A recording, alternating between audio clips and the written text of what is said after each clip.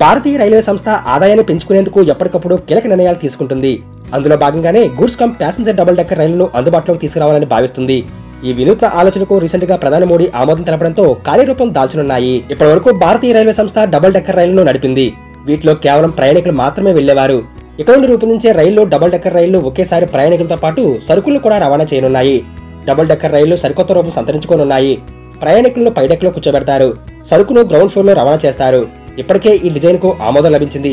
కోచ్ల తయారీకి సంబంధించిన ప్రణాళికలు కొనసాగుతున్నాయి. 2024 చివరిలో రైల్వే మీద సమీక్ష సందర్భంగా ఈ ప్రణాళికలో రైల్వే అధికారులు ప్రధానమంత్రి నరేంద్ర మోడీ ముందు ఉంచారు.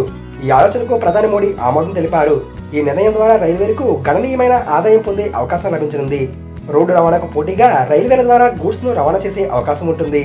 ప్రస్తుతం రోడ్డు రవాణాపై ఆధారపడిన పార్సిళ్లు ఈ కామర్స్ షిప్మెంట్లు కొనసాగుతున్నాయి. ఇకపై రైల్వేల ద్వారా వీటిని పంపే అవకాశం ఉంటుంది అని రైల్వే అధికారులు భావిస్తున్నారు.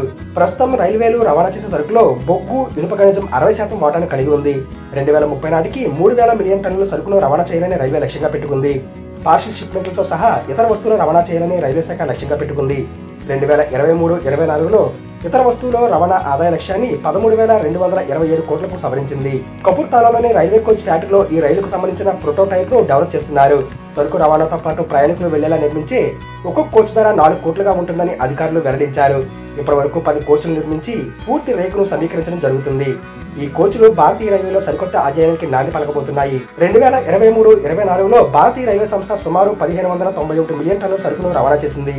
అంతకుముందు ఏడాదితో పోలిస్తే 5% పెరిగినట్లు అధికారులు వెల్లడించారు. 2030 నాటికి 10% వార్షిక వృద్ధి రేటు సాధించాలని రైల్వే సంస్థ అంచనా వేస్తుంది.